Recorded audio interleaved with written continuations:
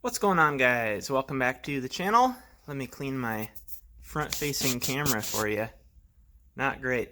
Anyway, today we are working on a 2009 Toyota Corolla, and we're going to replace the belt very easily. I'm guessing this is about a 5 or 10 minute job, so I'll put you on the tripod and see you over there in a second.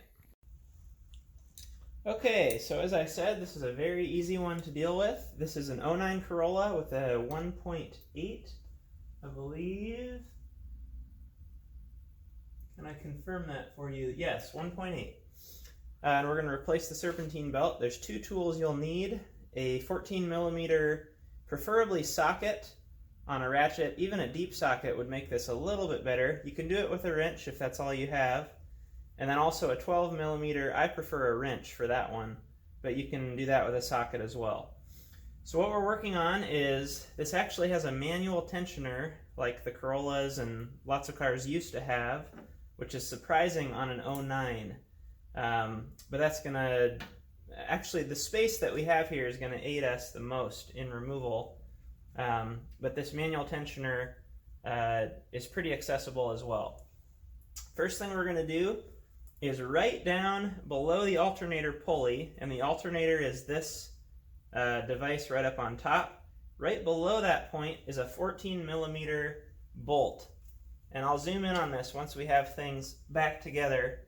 But if you look at the alternator pulley right here on top, directly below that, about 2 inches, is a 14mm bolt, and we're simply going to loosen that bolt. So I've got my 14mm ratchet on it.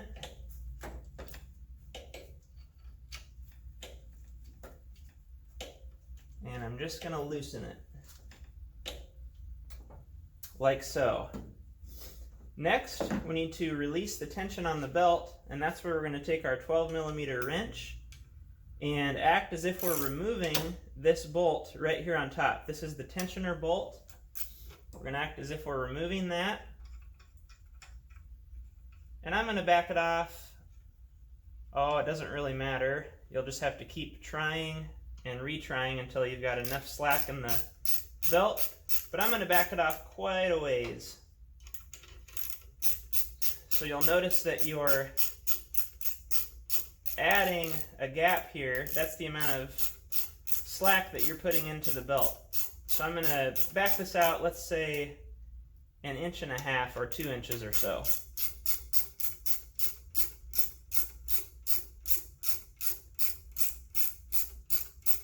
So we'll keep backing that out.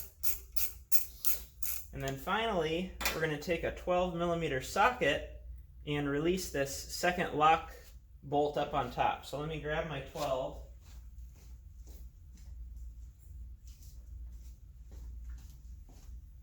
And this second lock bolt is right below the tensioner.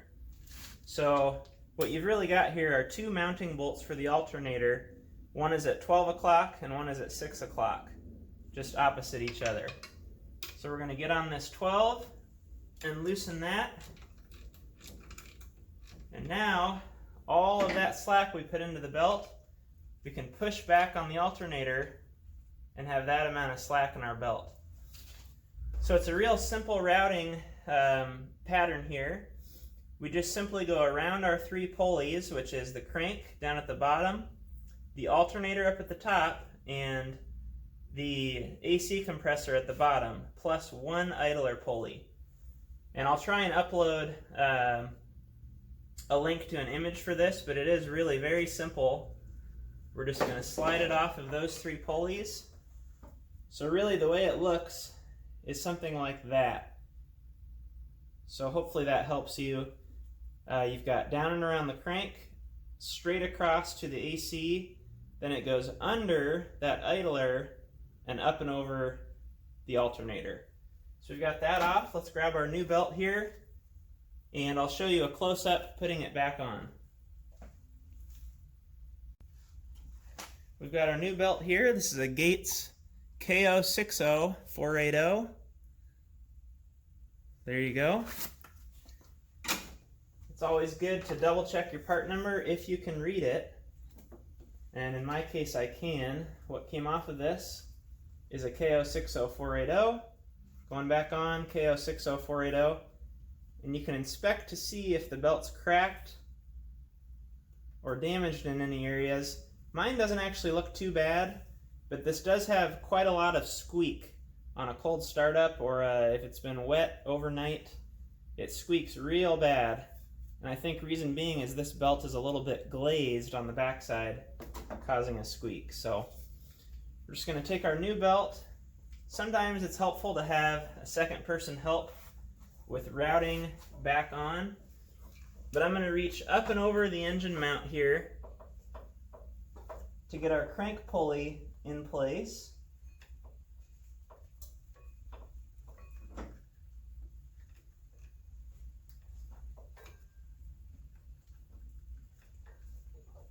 There we go, we've got the crank coming straight up and over the alternator, back and around the idler, and across and around the AC compressor. You might find that with a new belt, you need to add a little bit more slack on your tensioner bolt, so I'm going to loosen this up just about as much as I can. No reason not to help yourself.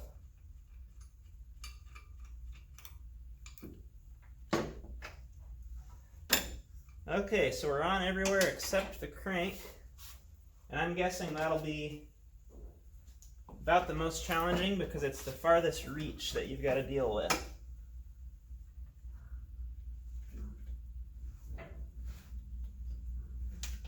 There we go, so we're down and around. And then a good practice is to feel across the pulley.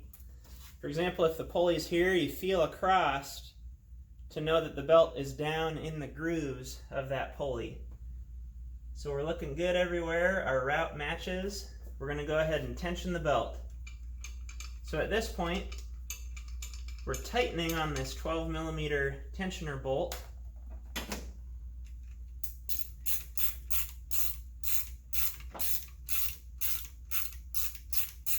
And that's going to pull our alternator forward and tighten the belt.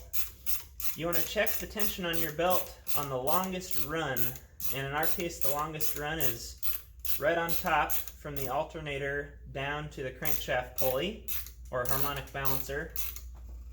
And so I'm just going to wiggle this and kind of feel the amount of play, and we're shooting for about a ½ inch of movement, so it's really hard to gauge and it's a lot of feel, but we're shooting for a ½ inch of movement. And I can push this down probably an inch or so, so that's not tight enough.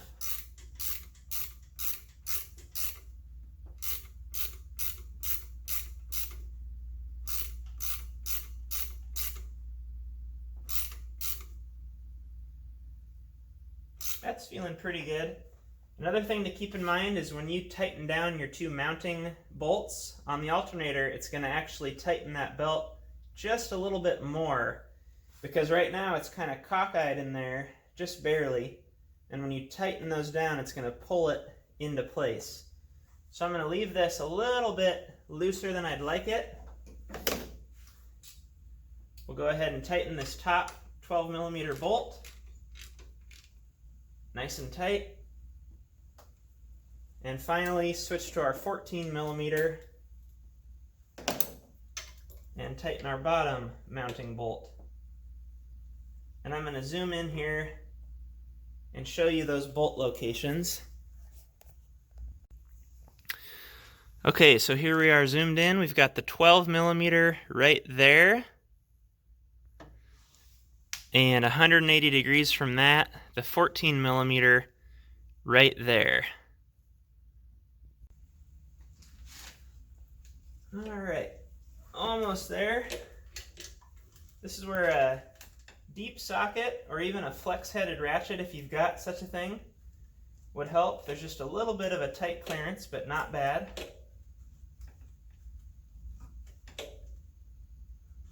And we've got our 14 locked down, so we're all set.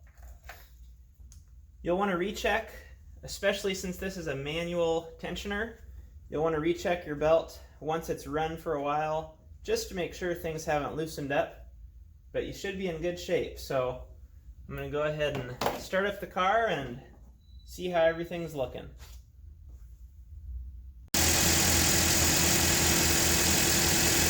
We're looking good and no squeak. Thanks for watching. Make sure to like and subscribe. Hopefully this video was helpful to you, and we'll see you on the next one.